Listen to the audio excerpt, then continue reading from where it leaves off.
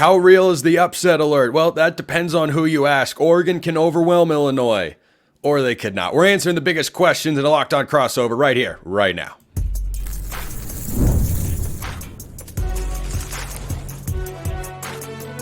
You are Locked On College Crossover, part of the Locked On Podcast Network. Your team every day. Yes, it is that time once again for a Locked On crossover edition of Locked On Ducks and Locked On Illini. I'm Spencer McLaughlin. That is Sonny Verma of Locked On Illinois. For my Oregon fans out there, for the Illinois crowd, I'm the Locked On Ducks host. It's part of the Locked On Podcast Network. Both of these shows are your team every day and your daily source to stay up to date with the Illini or the Ducks. And it's brought to you, as always, by our friends over at FanDuel. Place your first $5 bet and you'll get started with $200 in bonus bets guaranteed. Visit FanDuel.com to get started. Sonny and I are going to pepper each other with questions later in this show so that you can know everything you need to know about a top 20 showdown, just as we all predicted before the year, between Oregon and Illinois. But Sonny, I want to start with the glaring elephant in the room, and that's the point spread according to our friends at FanDuel. Oregon minus 21.5. Why do you think it's that big? We're used to it in Illini land at this point. Nebraska was a 9-point favorite. Penn State, I believe, was a 19-point favorite. Michigan was a 6-point favorite. Illinois, for whatever reason, still hasn't gotten the respect that I think that they deserve on a national landscape. If there's another team that's 6-1 with their only loss being to the number 3 team at away, they wouldn't be ranked number 20, especially if you're a Power 2 conference type of team. So I think it's just one of those where, Oregon, Ohio State, and now Indiana are kind of taking up all the attention when it comes to the conference. Illinois is just probably one of the quietest 6-1 teams that you're ever going to notice. And let's be honest, you look at the box scores, if you look at the stats, if you look at the PFF, nothing's really jumping out at you about Illinois. So I just think this is a matter of where, the Flash, the newly crowned number 1 overall Oregon Ducks, that momentum has them as an over 3 touchdown favorite coming into this weekend. Yeah, and I think Oregon's explosiveness on offense and Illinois' lack thereof is probably one of those biggest reasons that that Vegas looks at this game and says, Oregon by 3 touchdowns in that sort of range. Now, as I have repeated to my Locked On Ducks crowd throughout the week, 3 touchdown favorites have lost outright this year on multiple occasions. Notre Dame was minus 28.5 against Northern Illinois. Bama was minus 22.5 at Vanderbilt and lost those games outright. There have been others that have been closer than a lot of people would probably have liked in certain fan bases across the country. But I said yesterday, I want you to take on this, Sonny, that Illinois has to play what Oregon fans are familiar with as a Stanford game.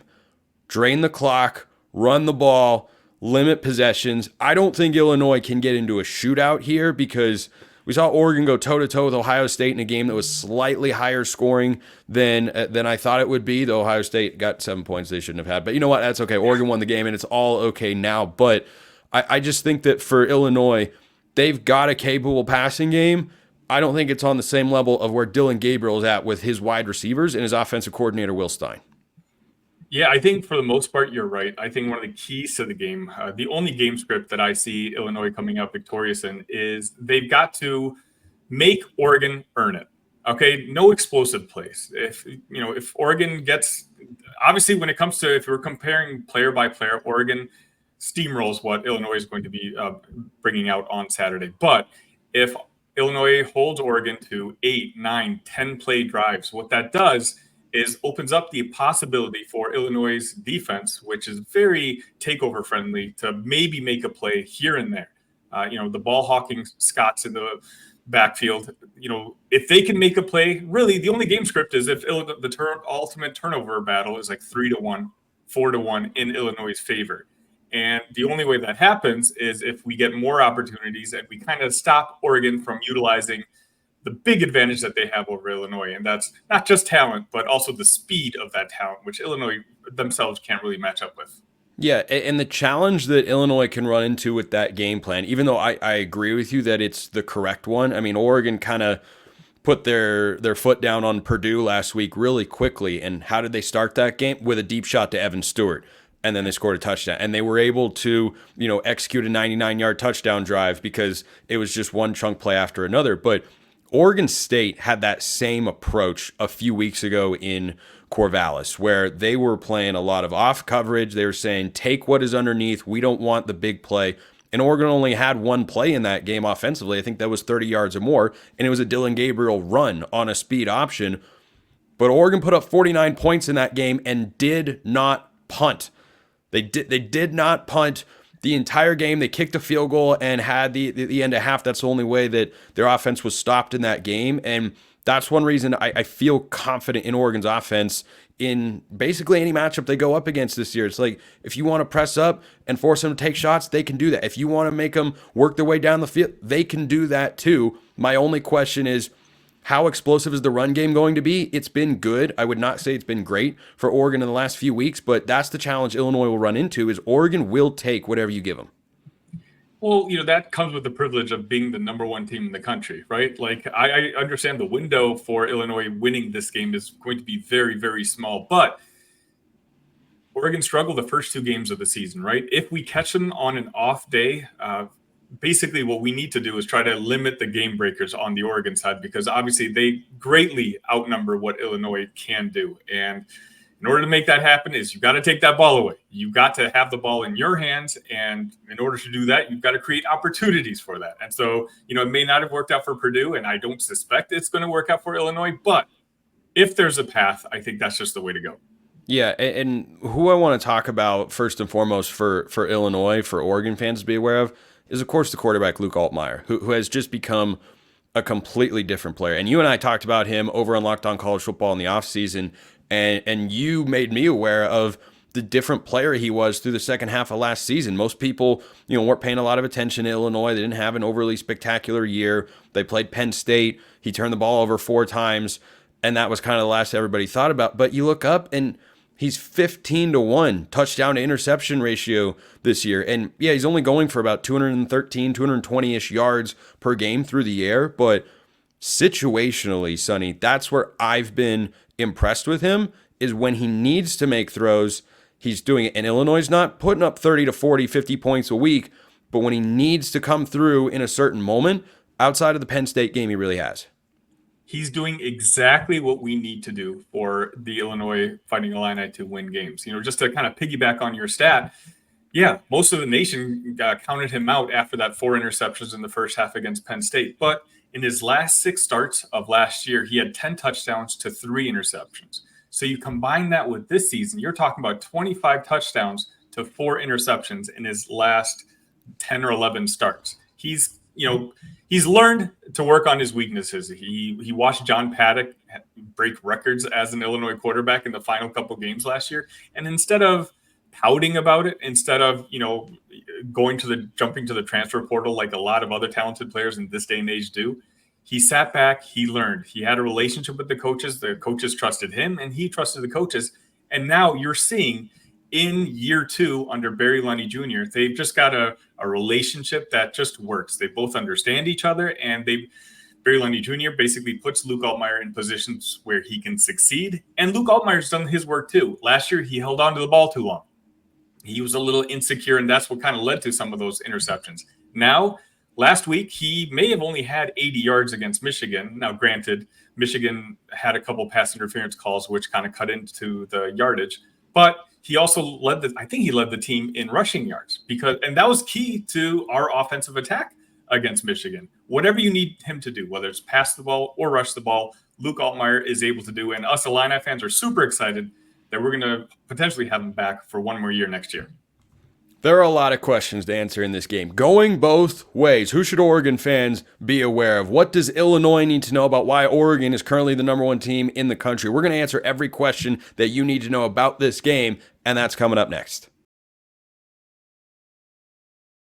First, a reminder, this episode is brought to you by our friends over at FanDuel. NFL fans, you can start the season with a big return on FanDuel, America's #1 sportsbook. So when you get a hunch in the middle of the game, you can check out the latest stats, view live play-by-play, and so much more on the same page where you place your bets. You'll get started with $200 in bonus bets guaranteed when you place your first $5 bet. Are you an Oregon fan thinking that the Ducks are 1,000% worthy of being a 21.5 point favorite? You think they're winning this game 42-10? You can go bet that at FanDuel.com. Are you an Illini fan listening to this and thinking, I can't believe we're being disrespected again? Why won't people put respect on the Illini's name? Understand what Brett Bielema is doing? Well, you can go bet that over at FanDuel.com, plus 21.5 if you're so inclined. Pretty low over-under total, about 54.5 last I had checked, according to FanDuel. Whatever you want to look at, go check it out at FanDuel.com. Continuing on with the Locked On crossover episode of Locked On Ducks and Locked On Illini, Spencer McLaughlin and Sonny Verma with you here. We appreciate you all tuning in and making this your first listen of the day. I've got a lot of questions for you, Sonny, and these come from Duck fans themselves who send in questions via YouTube comments, Twitter, or if you're there, a Locked On Ducks Insider, you get priority access and all sorts of other perks. Link in the description below. But I want to start with impact players. Luke Altmyer is a guy that we were talking about, and I'll get to him more in just a sec. But who are the other players for Illinois that Oregon fans need to be aware of on either side of the ball? We'll start on the offensive side of the football, and we have two wide receivers who are going to be playing on Sundays next year. Now, this is not usual territory for Illinois. Last year, we had two wide receivers who ultimately made it to the NFL, in Isaiah Williams and Casey Washington. And this year, Pat Bryant and Zakhari Franklin might actually be an upgrade on the two guys that we had last year. Two seniors. Pat Bryant is arguably one of the best blocking wide receivers I've ever seen. And Zakhari Franklin was the most decorated wide receiver to coming into this college football season when it comes to his stats. Zakhari is kind of like a safety blanket for Luke. He knows that even if Zakhari isn't open, if he throws it to a certain area, Zakhari will come down and get it. Pat Bryant is a bigger wide receiver. Pat Bryant's a bigger wide receiver who, if he throws a 50-50 ball with Pat Bryant, it's an 80-20 ball. He will come down and get it himself too. Now, again, it's different when you're going – I'm sitting here talking about our previous schedule. Now we're talking about Oregon, who's obviously got different level of athletes and defensive backs and cornerbacks. So if that's going to work, I don't know. But if there's a way for Illinois to win this game on offense, they're going to need their game breakers to show up, essentially. Our starting running back is out for the year, Caden Fagan, who'd struggled at the beginning of the season, but he had really started turning it up over the last 2 weeks that he had played. But now it's kind of running back by committee. But, fortunately, with a Brett Bielema team, that running back room always tends to be pretty talented. So I don't see too big of a fall off on that side. On the defensive side, it's Matthew Bailey I would talk about, a guy who we were sorely missing last year. He was supposed to be the captain of the team, but he got injured in his first series, and that kind of led to the disaster of a season that the Illinois Fighting Illini had on the defensive side. You also have the Scott brothers, who are not really brothers, but Xavier and Miles Scott. Just a heads up, if you hear the name Scott on the telecast, something bad probably happened for Oregon, just because they're very aggressive. They go after the ball, and they come down with the ball a lot of the times. Again, unlike previous iterations of Illinois football, we actually have probably a half dozen guys on the team now who are going to be playing on NFL Sundays. And that just shows you that Brett Bielema, year by year, is slowly building up that floor of this program. What would you say is the identity of this Illinois team? Smart. So every time I have this conversation with insiders post-game, they always talk to me about how well coached. Boy, Sonny, that answer is not ready for the political landscape. Fair enough. Basically, if they get their hands on you, they're bringing you down. This defense, there's very few when it comes to missed tackles. They're one of the best red zone teams in the country, both offensively and defensively.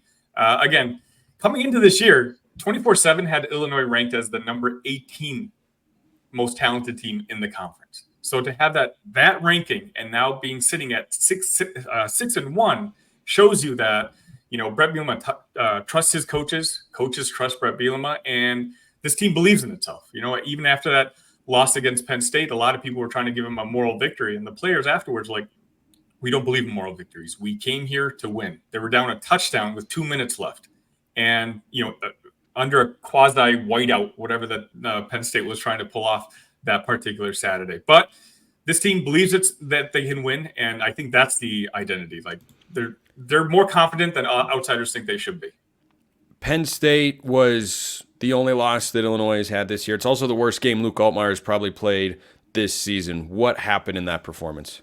So, for the most part, our offensive line has been struggling all year long. Unlike what a normal Brett Bielema team looks like, our trenches just have not been very good. Now, granted, this was up until last week where I'll tell you right now, Sonny, that is not what you should want to hear going into this game against Oregon. Trust me, this is why I'm not very optimistic. I understand.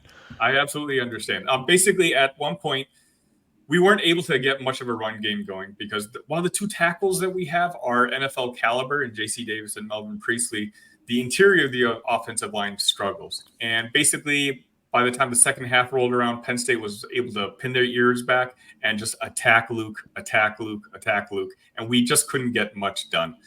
And honestly, that's probably what happened in that game. It was our least impressive performance, certainly on the offensive side. On the defensive side, we played pretty well. But offensively, it was definitely our worst game.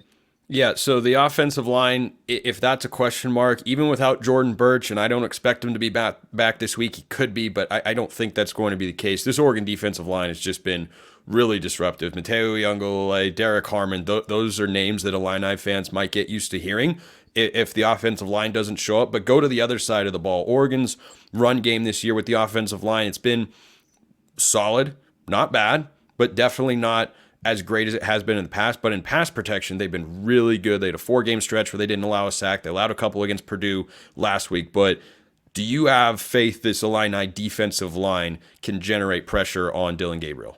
They have to. That's the only path to win.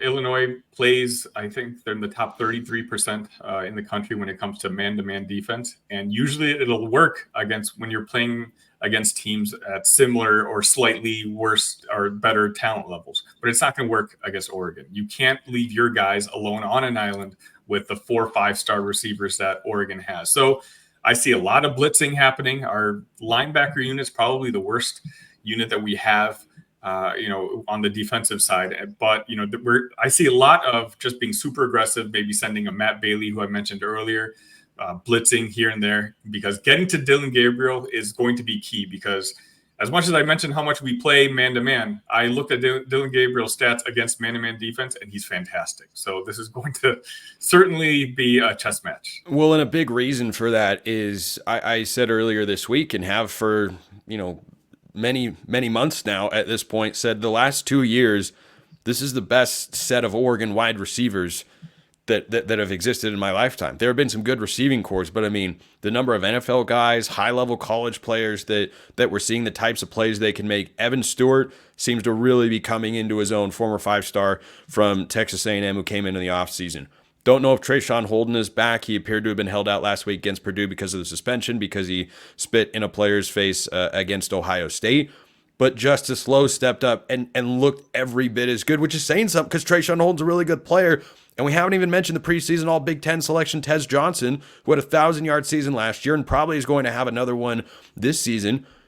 I know you said the Illini defensive backs have been making plays this year, but do you think there will have to be a lot more zone coverage against these Oregon wideouts because they just might be the most talented group that Illinois has seen this year? Probably. This is why Aaron Henry and Brett Bielema get paid the big bucks that they do, right? Like a big complaint I had was earlier on in the season is like we weren't showing much in my opinion, when it comes to the offensive and defensive side of football. I got fortunate access to all 22 for Illinois games, and I was just kind of curious why that was. And then I kind of got a glimpse of it against Michigan last weekend. It seems like Illinois has kind of held back their playbook, just basically squeaking out ugly wins to get to 6-1. But against Michigan, you saw them open things up a little bit more. And I suspect that we're going to do the same thing for Oregon. You're right. Like, Oregon's a completely different beast than anything else we have on the schedule. But, we just have to get through Oregon, because after this, the schedule opens up a little bit more. And we've basically finished the really difficult part of our schedule. Last thing I've got for you before we swap roles for our final segment here of this crossover edition of Locked On Ducks and Locked On Illini. Sonny, when you look at this Illinois team, they were beating Purdue right until they weren't. Oregon last week was beating Purdue, and then they continued to just keep beating Purdue. Why is Illinois a tougher challenge than what Oregon faced on the road last week in West Lafayette? Illinois had a very bad half against Purdue, which is what people don't really realize. The final score is 50-49. Illinois at one point was up 27-3 early in the third quarter. And then the only way for me to explain it is football happened. You had a strip sack here, you had a couple penalties that didn't go your way, and all of a sudden momentum shifted entirely. Now, should that have happened? No. But the difference is in the past years, and trust me, I've been an Illinois fan for 15 plus years, Illinois would have lost that game. But they kept their composure. Purdue took the lead 43-40 with 50 seconds left. Everyone in the stadium, and the game was in Champaign, assumed this was going to be a loss. Luke Altmyer throws a couple balls to Pat Bryant, Hank Beatty, gets into field goal range. They kick a field goal, go to overtime. They come out victorious. This team, unlike Purdue, in my opinion, the culture is broken. They don't trust the coach. They hear the whispers about Ryan Walters, whether he's going to last the season. I'm telling you, whatever happens on Saturday, you're going to get the best from Illinois. Brett Bielema coach team, he has, I believe, an 8-1 record against the spread against ranked teams. So, again, with Purdue, I feel like once you get them down a couple touchdowns, they may kind of give up. That's just not going to happen with Illinois. Coming up next, Sonny's going to put me on the witness stand and ask me all the important questions about Oregon, and we've got our score predictions. Stick around. But first, a reminder, this episode is brought to you by Prize Picks, the best place to get real money sports action. With over 10 million members and billions of dollars in awarded winnings, Prize Picks has made daily fantasy sports accessible to all. You just pick more or less on at least 2 players for a shot to win up to 100 times your cash. Run your game all season long on Prize Picks, the best place to get real money sports action. You know why they have over 10 million users? Because everyone knows it's a fantastic place to be, and you can now win up to 100 times your money on Prize Picks with as little as 4 correct picks. And Prize Picks puts its members first, so all withdrawals are fast, safe, and secure. When your picks hit, you can get your money in as quick as 15 minutes. Download the Prize Picks app today. Use code LOCKEDONCollege to get $50 instantly after your first $5 lineup. That's LOCKEDONCollege to get $50 instantly after you play your first $5 lineup. Go check out Prize Picks today. All right, now Oregon fans know everything there is to know about the Illini. Sonny, what questions should Illinois fans want answered, as you were about to ask me, about the Ducks? I'll start off on a high level, okay? Again, it's very uncomfortable for me to say Oregon and Illinois is a Big Ten matchup. So let me just ask you right off the bat. We're halfway through the season. What's your guys' experience in this new conference been like? It's a good time. It's a good time so far. I mean, it's definitely been strange. I think Purdue was the first moment of this is the Big Ten now, going to West Lafayette on a Friday night because you've got later kickoffs sometimes because you bring in the West Coast window. And that's part of the reason the Big Ten, like the United States once upon a time sought to go west. And, that was strange. But I think for Oregon fans, the strangeness of the Big Ten and being a part of it has worn off because everyone is just super focused on, hey, this team can win a national championship. And they can. You look at the rest of college football, and there's no reason Oregon can't go toe-to-toe with anyone. Anyone else could go toe-to-toe with Oregon that is in that conversation. I'm not going to sit here and say they play Georgia 10 times, they're going to beat them 10 times. No, but is the gap between Oregon and Georgia a lot closer than it was 2 years ago when the Bulldogs thrashed Oregon 49-3 in Atlanta? Yeah, it is. So I think it's just kind of an Oregon versus Oregon mentality, which is something that Dan Lanning preaches a lot on, or that we see on Ducks versus them. But he is, legitimately preaching that stuff to his team that, hey, doesn't matter who the opponent is, doesn't matter. And you can say it's coach speak all you like. That has been a hallmark of the Dan Lanning era. They haven't, aside from the Idaho game, they have not played down to an opponent that has no business being with them. Now, you could say, well, what about Boise State? Boise State's looking like top 15 team in college football. They play UNLV on Friday night, but those are the top 2 teams in the Mountain West. And, Oregon since then has rolled everyone that they should roll. Oregon State beat them 49-14. UCLA 34-13. Purdue 35-0 was the first shutout the defense had pitched since 2012. Dan Lanning has not lost a game to an unranked opponent, and Illinois comes in ranked 20th in the country, of course. But what Oregon has done a good job of over the last several years is playing to a standard and not having a lot of highs and lows. So if Vegas is right and Oregon really is 3 touchdowns or more better than Illinois, and the Ducks keep playing the way that they have, I have a lot of confidence in them covering that 21.5 point spread. So let me focus on the 2 games that you brought up, Idaho and Boise State. Granted, you're right, Boise State's a lot better than maybe we thought back then. We just don't like the state of Idaho, let me tell you. I mean, we're just done. We're done playing that state. Oh, that's right, yeah. Yeah, forget about it. If you're not from the state of Idaho, you got no chance against Oregon. Well, I'm hoping maybe if the state starts with an I, they can get a little bit of that. So who knows? Maybe that's close enough. I mean, that was Ohio State's problem. Frankly, they would have won the game if they'd been from Illinois, but that's their issue. So I'm curious, what did Idaho and Boise State do that bothered Oregon? Obviously, you still came out victorious, but you didn't look like the Oregon that you have looked like since then. Took away the rushing attack, and I mentioned this earlier this week on my show that if Illinois is going to push Oregon, I think they've got to be able to take away the rushing attack and then hope Dylan Gabriel has an off day. Now, that's employing what my dad uses on the golf course, what he calls the HOPE program. But sometimes that's where you have to be if you want to win a game like this, if you're the Illini, because Ohio State has one of the best secondaries in the country, and these Oregon wide receivers torched them. I mean, Dylan Gabriel, Oregon only ran for, I think it was like 140-ish, 130, 140 yards in that game. They put up 32 points on a defense that, albeit against not great competition, was allowing less than 7 points a game this season. They took shots down the field, their wide receivers. They executed in key spots. Dylan Gabriel has really started to settle in. But I think if you're Illinois looking at how Idaho and Boise State gave Oregon trouble, they took away the rushing attack. And Jordan James has been exceptional this year. He's had several 100-yard games. He had a big day against Michigan State in the first half a few weeks ago, which was the last home game prior to Ohio State. If you allow Jordan James to really get rolling, there's no stopping this offense. Your best chance is, hope Gabriel is not quite settled in, pressure him a little bit. That's something that Idaho and Boise State did as well. They sacked Oregon a combined 7 times in those 2 games. Dylan Gabriel has been sacked twice since then, including 0 times against that vaunted Ohio State front 4. So the offensive line has made adjustments. Dylan Gabriel has settled in and is understanding what Will Stein wants him to do, and they're clicking at a high level. So I think that's where it has to start. You have to find a way to make Jordan James a 2 to 5 yard runner per carry rather than a 6 to 10 yard runner per carry. And then you've got to hope that, the passing game, for whatever reason, just doesn't click. Okay, fair enough. That's all I got.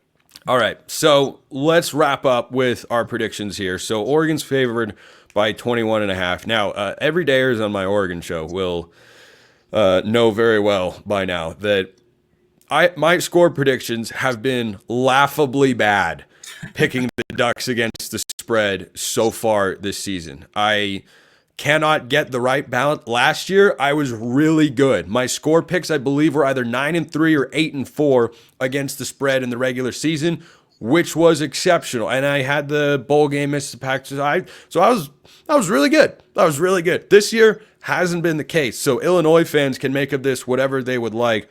This Oregon defense is nasty. We've talked a lot about Dylan Gabriel, but they are, I think, 55-45, a defensively led team, even without Jordan Birch. Illinois not being super confident in their offensive line gives me a lot of faith that Oregon can win this game and that they can win it comfortably. And I think Vegas is trying to tell you something by setting that over-under at 54.5. I think Oregon wins 38-10. All right. Well, fair enough. So I was scouring the internet and listening to other preview shows, trying to figure out what the outsider's point of view for this Oregon and Illinois matchup was. And let me tell you, when I say 100% of all the predictions were in Oregon's favor, I'm not kidding. Every single one. So I wanted to do my part. And if there's an Illinois football player who is also, hey, let me check out and see what people on the audio and podcast sides are saying about Illinois football, I want to be the inspiration. So, Spencer, if you don't mind, I'd like to give a little speech to that Illinois football player who's going to be. The floor is yours, my friend. The floor is yours. Boys, what we do on Saturday will echo far beyond those walls. We're standing on the edge of history, looking across at the number 1 team in the nation, the Oregon Ducks. They've been called unbeatable. They've been crowned already in the eyes of many, but not in our eyes. Not on Saturday. They look at us and see just another obstacle, another game on their path to glory. But they don't know what beats inside these hearts. They don't know the fire that burns within the Illini. They don't know the blood, sweat, and sacrifice you poured into this team. All they see are rankings, statistics, and predictions. But we know something they don't. We know that heart, grit, and belief can shatter even the strongest of giants. You're not just playing for yourselves out there. You're playing for everyone who's ever doubted the program, for every fan who believes in this team, for every young kid who dreams of wearing the orange and blue. You're playing for Illinois football. You're playing for the legacy that we can start building today. Oregon has speed. Oregon has power. But do they have what we have? The will to keep fighting when everyone else says you should quit? The brotherhood that comes from years of battling side by side? They may not. Remember this. They may be the favorite, but no one can measure the size of your heart. No one can measure your desire to shock the world. Out there, you don't give them an inch. You fight for every yard, every tackle, every play like it's your last. And when they come at us, when they try to overwhelm us, we stand together as one, unbreakable, unyielding. We may not have their ranking, but we have the power to change it. We have the chance to write history. This is our moment. We take it today. So when you walk out on that field, I want you to hear this. Illinois will not be stopped. We will fight, we will rise, and we will win. 24-23 Illinois. I tell you what, that did not take 2 minutes to write. That was some serious time and effort. This is the closest I have ever come to considering changing my allegiance as a sports fan, just because of the thought that went into that speech. Sonny's going with the upset. I like Oregon to roll. Sonny Verma, Locked On Illini. I'm Spencer McLaughlin, Locked On Ducks. Thanks for tuning in. We'll see you next time, and hope you have a wonderful rest of your day.